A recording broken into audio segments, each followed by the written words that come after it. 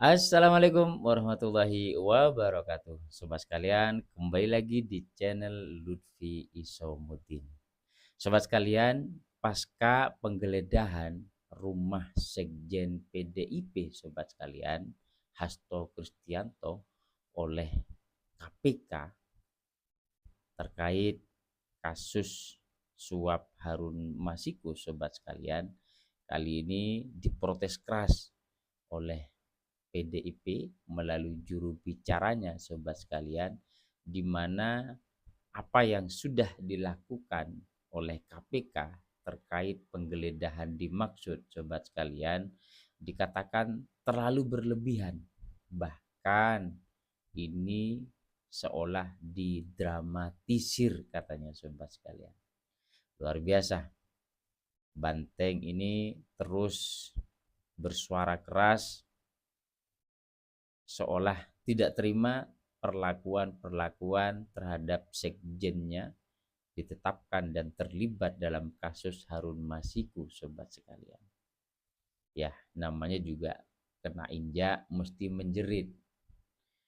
10 tahun berkuasa dalam lingkaran kekuasaan, tetapi kalah dalam pilpres meskipun menang dalam pemilu legislatif, tetapi tumpul di parlemen.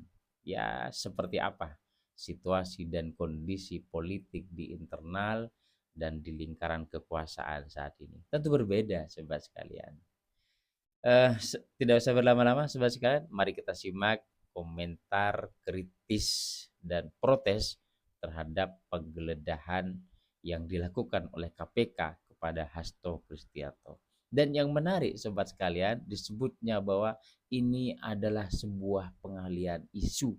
Ada-ada saja.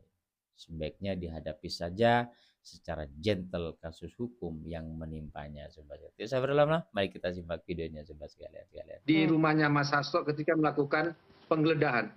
Jadi ini yang kami melihat bahwa di situ ada dramatisir, ada over lah dari yang dilakukan oleh penyidik-penyidik KPK. Meskipun kami tahu mereka punya kewenangan, iya, mereka bisa melakukan penggeledahan, iya.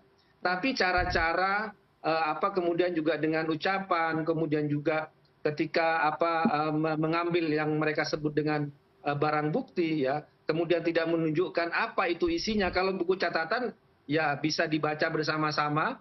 Itu kan soal patungannya antara Mas Kusnadi dengan adiknya yang namanya Udin terkait dengan sawah, ya, bawang, ya, yang ada di daerah mereka. Dan itu benar-benar tidak terkait dengan kasus Mas Hasto, apalagi dengan kasusnya Harun Masiku. Jadi seakan-akan nggak ada barang yang bisa diambil, pokoknya adalah yang diambil. Itu kira-kira kami melihatnya seperti itu, Mbak.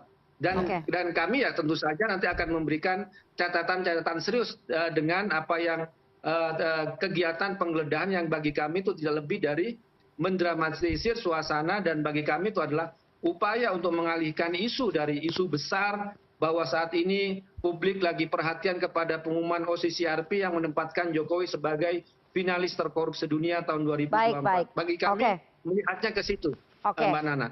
Ya, dalam situasi terjepit memang susah, sobat sekalian.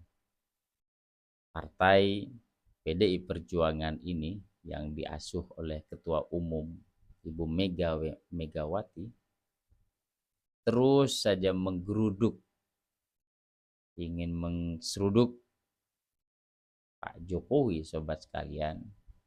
Tetapi ternyata bantengnya ini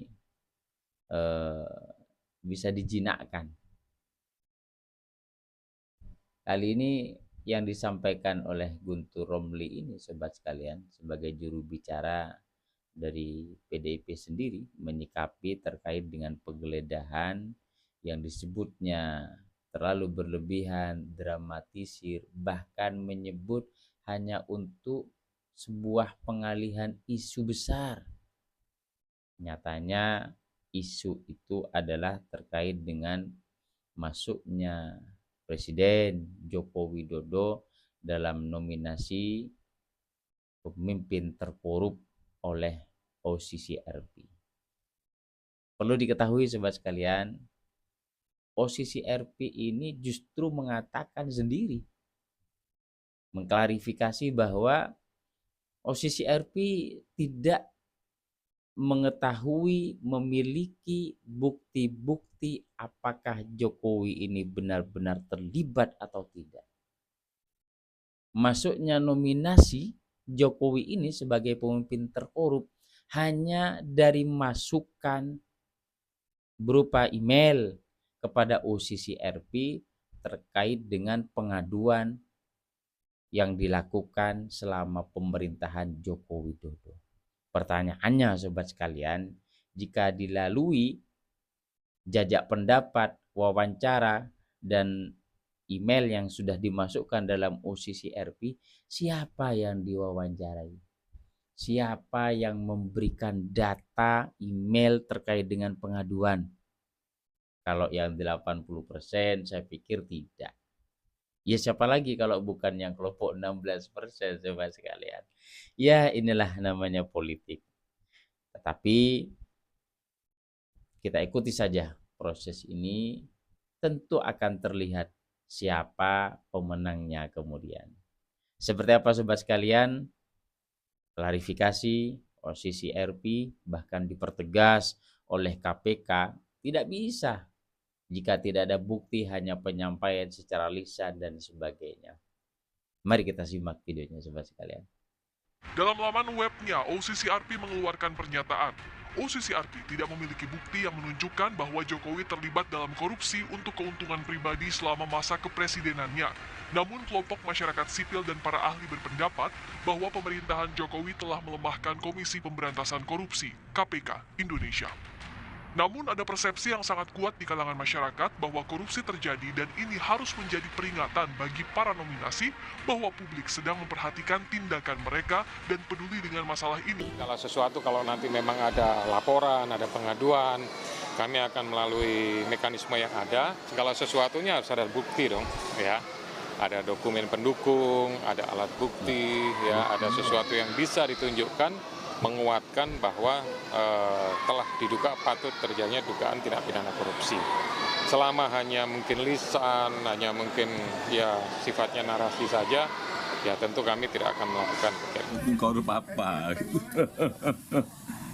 Yang dikorupsi apa? Ya dibuktikan apa?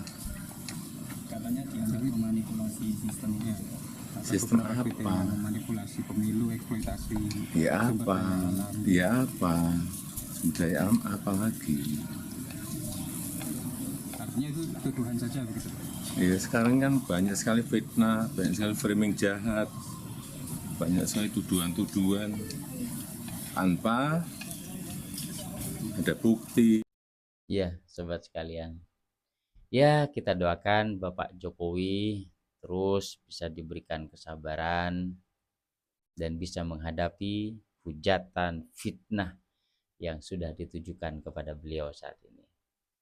Padahal beliau ini mau pensiun dan kembali ke kampung halaman, menikmati bersama dengan keluarga dan cucu-cucunya.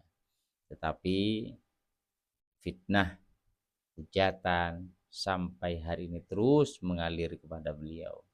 Ya beginilah memang salah satu kader yang ya mungkin satu-satunya ya saat ini kader yang cukup sangat berprestasi di partai PDI Perjuangan, sehingga kemudian dipecat karena tidak ingin ada dua matahari kembar di partainya tersebut. Ya beginilah sikap para elit-elit politik kita.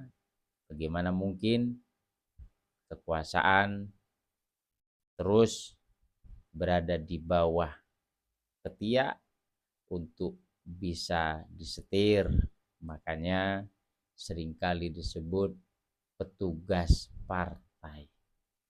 Padahal memimpin rakyat seharusnya menjadi tugas rakyat coba sekalian. Ya, semoga saja penegakan hukum di negara ini terus benar-benar diberantas oleh Presiden Prabowo Subianto sobat sekalian.